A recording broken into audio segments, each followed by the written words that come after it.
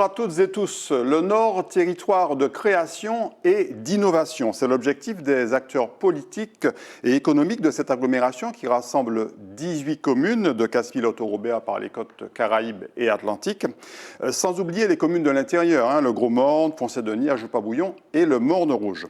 Après le village emploi-formation organisé par la Mille Nord à Saint-Pierre le 15 septembre, après Beaucantage, le rendez-vous des entrepreneurs du Nord qui s'est tenu au Morne-Rouge le 8 novembre, à l'initiative de Martinique Développement, voici ce jeudi 17 novembre à Trinité, le village de la création d'entreprises et de l'innovation programmé par la très dynamique Mission locale du Nord. Bonjour Jean-Michel Loutobi. Oui, bonjour Jean-Marc Comrel et bonjour aux éditeurs, aux téléspectateurs de Zitata TV.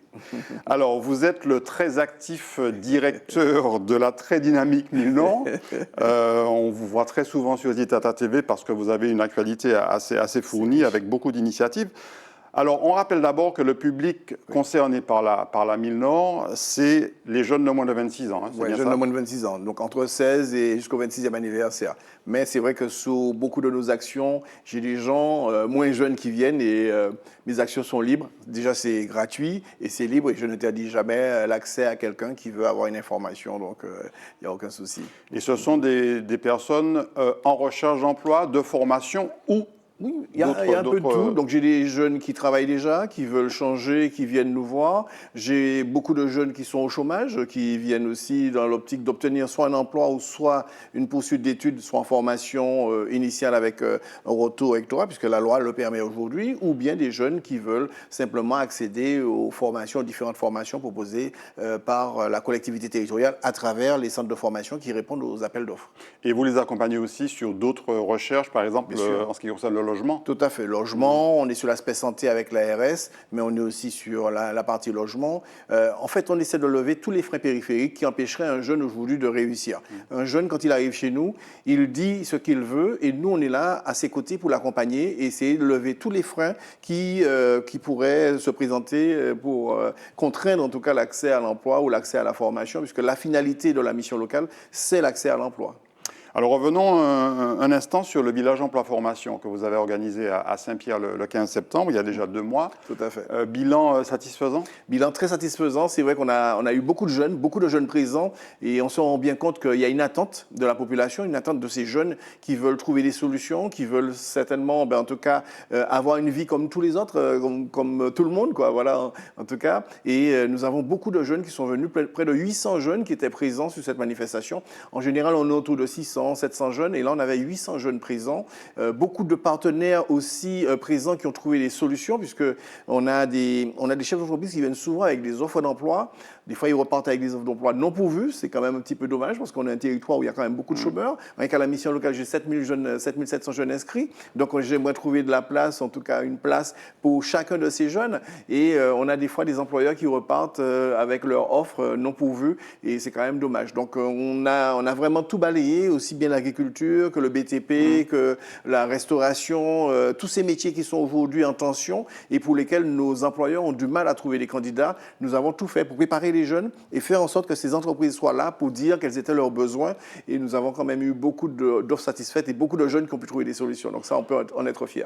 Et il y en a aussi qui ont pu profiter d'offres de formation, puisqu'on était au moment de la rentrée. Ah, tout à fait, on était après la rentrée. Donc souvent, ce forum vient juste après la rentrée parce que beaucoup de jeunes n'ont pas de suite de parcours ou sont en rupture après la rentrée. Donc ils ont terminé soit une terminale, ils ont terminé une classe de 3e et ils n'ont pas de poursuite d'études. Et nous sommes là justement pour les raccrocher au wagon, puisque la loi, comme je dis, permet aujourd'hui à un jeune qui a laissé l'éducation nationale d'y retourner. Donc il y a une loi qui le permet. Mais s'il ne veut pas retourner à l'éducation nationale, on a toutes sortes de solutions à lui proposer, notamment avec les centres de formation comme IMFPA, tous les centres qui aujourd'hui répondent et proposent des choses, même le RSMA, tous ces centres qui proposent des formations qualifiantes à nos jeunes et leur permettre d'avoir enfin un diplôme leur permettant d'accéder à l'emploi, ce passeport pour l'emploi. Alors ce jeudi 17 novembre, l'événement se déroule à Trinité, place Joyeuse, de 8h30 à 14h. Alors, plutôt 8h30 à 12h30 pour tout ce qui est atelier, Atelier, tout à et fait. stands, Atelier, les etc. conférences, voilà. Tout à fait. Et les stands vont continuer jusqu'à 14h, mais les conférences s'arrêteront à midi et demi, voilà, puisqu'on a prévu un certain nombre de conférences avec des partenaires qui seront là, puisqu'on a quand même l'État qui sera là, puisque l'État finance le Pige Création jusqu'à 9 000 euros, 9 000 et quelques euros, donc c'est pas rien. Et les gens vont venir donner des informations aux jeunes, des tuyaux aux jeunes pour leur dire que c'est possible, qu'il y a des aides possibles. La CTM, la collectivité territoriale, aide aussi, puisqu'on a un fonds d'aide aux micro-projets, donc la CTM sera présente. On a les structures comme l'ADIE pour le microcrédit, on a Initiative Martinique pour le prêt d'honneur, on a Martinique Développement, tout un ensemble de partenaires qui vont venir présenter leur offre et dire qu'est-ce qu'ils peuvent proposer. On a même des banques. Cette année, c'est la première édition, mais c'est vrai que c'est la première fois qu'on a les banques avec nous et qui vont venir dire aux jeunes, vous savez, nous, on peut vous financer votre projet. Vous avez un projet de création d'entreprise, on peut financer le projet. Simplement, ce qu'on voudrait, c'est que vous ayez un dossier complet, un dossier bien fait. Et pour cela, on va travailler aussi avec l'ordre des experts comptables pour tout ce qui est compte de résultats ou des tableaux provisionnels à 3 ans. Voilà, et compte de résultats provisionnels à 3 ans. Et je crois qu'aujourd'hui, il faut marquer, ce village va faire vraiment un marquage très important de la rupture que nous voulons mettre en place, de tout ce que nous voulons mettre en place pour les jeunes Martiniquais, faire en sorte que les jeunes trouvent des solutions. On attaque le champ de l'emploi, mais on attaque aussi le champ de la création d'entreprise parce qu'on sait très bien que c'est la création d'entreprise qui va permettre de développer l'emploi aujourd'hui en Martinique. Donc, on est vraiment là-dessus. Et on va présenter aussi tous les jeunes qui ont créé, une partie de jeunes qui ont créé avec nous. Vous devancez toutes mes questions, hein, Jean-Michel Loutobi. Donc, allez-y, une partie des jeunes qui...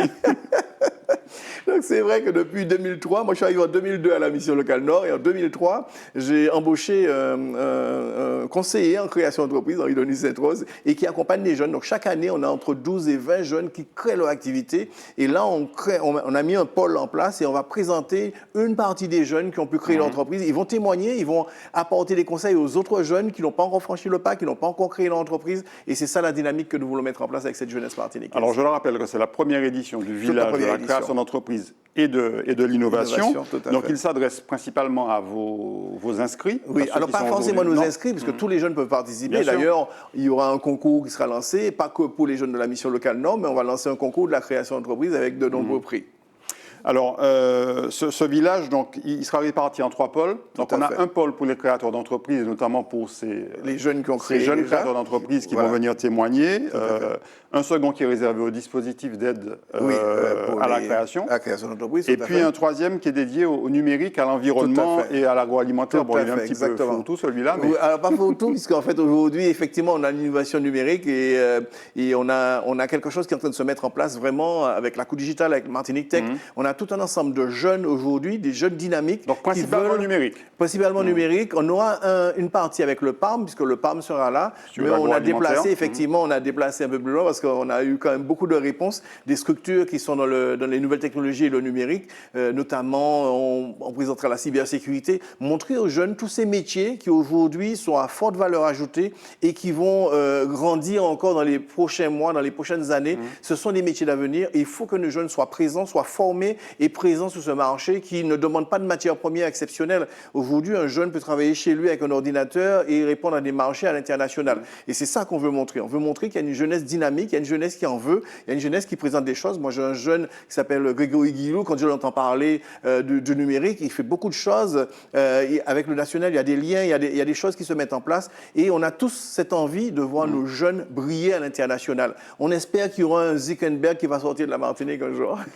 Et puis, il y a aussi les métiers de l'environnement, le secteur de l'environnement. Tout à fait. Environnement pour lequel aujourd'hui on a agriculture. énormément de besoins. Alors, est-ce que, par contre, vous sentez qu'il y a des projets qui émergent dans ce domaine-là? Alors, il y a quelques projets qui émergent, mais les gens ont peur de montrer. Bon, là, on a interpellé beaucoup de gens qui font des choses extraordinaires, des choses qui permettront, en tout cas, d'améliorer le quotidien des Martiniquais. On a voulu travailler et présenter des choses au niveau des algues sargasses, mais les gens ne sont pas prêts à venir témoigner, à venir montrer leur travail. C'est un petit peu dommage. Peut-être qu'on réservera un autre temps fort par la suite pour ça, mais on n'a pas eu de réponse positive de toutes ces personnes qui aujourd'hui font l'économie martiniquaise et font en sorte que l'environnement change.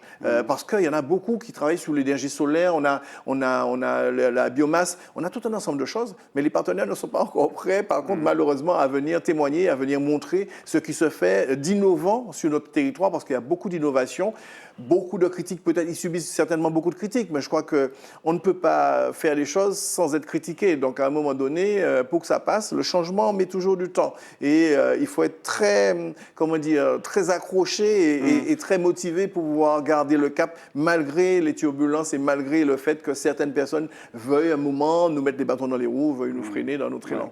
La création d'entreprise, c'est un véritable outil d'insertion professionnelle. Tout à fait. C'est l'occasion pour des jeunes qui sont aujourd'hui sans emploi de créer leur propre activité, en fait. Et ça, vous ressentez aussi qu'il y a une dynamique qui est en train de naître? Alors, il y a une grosse dynamique de jeunes qui sont déjà en emploi et qui veulent créer leur activité. Moi, je reçois beaucoup de jeunes qui me disent, bon, voilà, je suis dans une activité, j'ai pris ça parce qu'en fait, bon, je voulais un salaire, je voulais manger, mais maintenant, je veux pouvoir me réaliser et c'est ça que j'ai envie de faire. Moi, j'accompagne, j'entends. Je n'essaie pas de convaincre ni pour l'un ni pour l'autre. J'essaie de dire, tu as un rêve, moi, je t'accompagne sur ton rêve. Point. Et c'est ça l'idée, c'est ça en tout cas l'ambition de la mission locale. Et nous avons quand même beaucoup de jeunes qui créent leur activité et qui embauchent d'autres jeunes. Moi, j'ai un jeune là, il a créé, le jeune, il a déjà embauché 5 personnes. Donc, c'est cette dynamique qu'on souhaite créer au niveau des jeunes martiniquais. Et ils se comprennent parce que, voilà, j'ai un jeune qui a créé un salon de coiffure à Cindy, Aya, au Verpré. Ben, le jeune, il a embauché d'autres jeunes comme lui. J'ai une autre petite, Célia, qui a créé une entreprise dans le BTP et elle embauche des jeunes dans son entreprise de BTP parce qu'elle est ingénieure BTP. Et moi, je suis fier quand je vois tous ces jeunes qui réussissent, tous ces jeunes qui ont envie et tous ces jeunes qui se donnent les moyens d'avancer. C'est ça qu'on doit montrer comme image, c'est ce qu'on devrait valoriser au niveau de la Martinique. Et l'avantage, en passant par une opération comme celle-là, avec la Mille Nord, c'est que ces porteurs de projets ont la possibilité d'être accompagnés. Ah, tout à fait. Ils sont accompagnés gratuitement. Il y a rien n'est payant à la mission locale, c'est vrai. J'ai un conseiller. Le jeune peut venir 10 fois, 20 fois, 30 fois. Ça ne pose pas de problème. On accompagne un projet. Et le jeune peut aussi décider un matin, le projet, je ne le poursuis pas. Il y a des jeunes qui nous disent, on a à peu près une cinquantaine de jeunes en circuit, donc qui sont dans le circuit de la création d'entreprise. Et en réalité, ils sont entre 12 et 20 jeunes qui créent chaque année. Donc, lorsque le jeune dit, bon, voilà, je suis allé jusqu'au bout de ce que je voulais faire, je me rends compte que le projet n'est pas viable, j'arrête.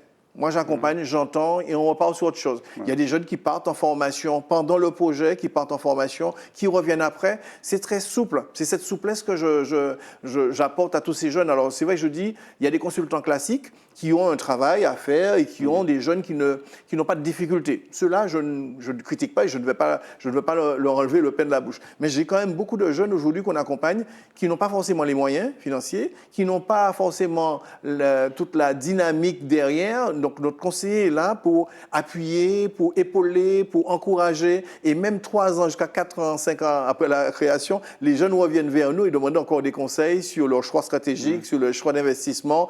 Je trouve ça intéressant et on doit être là pour être à disposition des gens. Est-ce qu'avec vos partenaires, vous arrivez à recenser les besoins justement pour pouvoir éventuellement diriger les porteurs de projets peut-être vers des secteurs plus porteurs sur lesquels il y a une véritable demande? Tout à fait. Alors, c'est vrai qu'on oriente un petit peu parce qu'on voit bien les demandes, on voit bien le marché, on voit bien l'évolution du marché.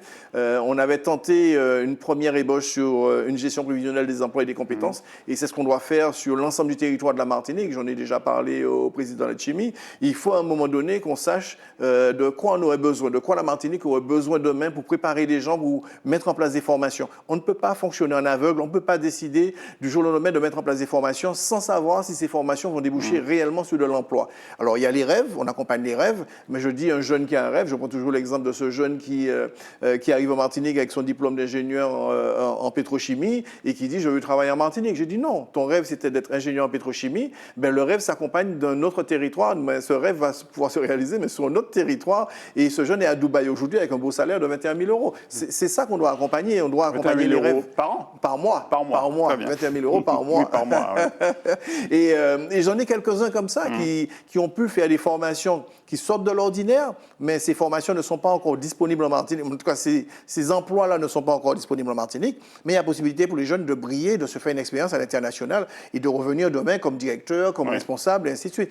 Il faut qu'on accompagne ces rêves-là, il faut qu'on accompagne cette jeunesse qui a du potentiel et qui peut exprimer son potentiel ailleurs qu'en Martinique parce que les postes ne sont pas encore immédiatement disponibles. Et lorsque les postes seront disponibles, ils pourront revenir quand ils veulent pour occuper ces postes-là. Alors, on rappelle que le rendez-vous, c'est ce jeudi 17 novembre de 8h30 à 14h, Place Joyeuse à Trinité, donc premier village de la création d'entreprise et de l'innovation. Et puis, on va terminer cette émission, Jean-Michel Autobi, puisque vous êtes insatiable. vous n'arrêtez pas avec cet ouvrage que vous venez d'écrire, Oser rêver, en fait, qui est une espèce d'ode ou d'hymne à la jeunesse. À la jeunesse, où j'explique un petit peu les parcours de jeunes et je donne des conseils, surtout aux parents, parce que j'ai beaucoup de parents qui ne comprennent pas leurs enfants et qui viennent me voir souvent, me posant des questions. Et je rappelle souvent que la partie du cerveau, qui est le cortex frontal, qui s'occupe du comportement, arrive à maturité vers 24-25 ans. Donc on ne peut pas demander des fois à un jeune de 18 ans d'être mature, alors que son cerveau, physiquement, physiologiquement, il peut pas être mature. Donc j'amène ça pour que les parents comprennent, mais aussi les chefs d'entreprise comprennent, pour qu'on adapte le management au public que nous avons. Et je crois que c'est cette incompréhension qui fait que des fois, on a des ruptures dans les contrats, on a des incompréhensions entre parents et enfants. Et nous devons accompagner les gens, nous devons leur donner des conseils qui leur permettent de vivre mieux. Aujourd'hui, c'est créer l'apaisement et créer une vraie dynamique autour de la jeunesse et faire en sorte que cette jeunesse soit une vraie priorité pour notre territoire, une vraie priorité pour la nation française. Donc ça s'appelle Oser rêver. Oser rêver, tout à fait. La jeunesse, c'est un atout pour nos territoires. C'est ça. On va pouvoir le retrouver dans toutes les librairies. Dans toutes les librairies, Cultura, c'est déjà chez Cultura, Casa Bulle et aussi à la FNAC, à la Galeria. On aura l'occasion d'y revenir de toute façon. Avec plaisir. Merci beaucoup Jean-Michel Autobi. Merci. Et j'espère qu'en jeudi, on verra beaucoup de jeunes, beaucoup de parents et beaucoup de jeunes qui viendront chercher des informations. Jeudi 17 novembre de 8h à 12h, à 14h, pardon, Place Joyeuse à Trinité, le premier village de la création d'entreprise et de l'innovation. Merci beaucoup à vous de nous avoir suivis. On se retrouve très bientôt sur les antennes de Zitata. Très bonne journée ou très bonne soirée.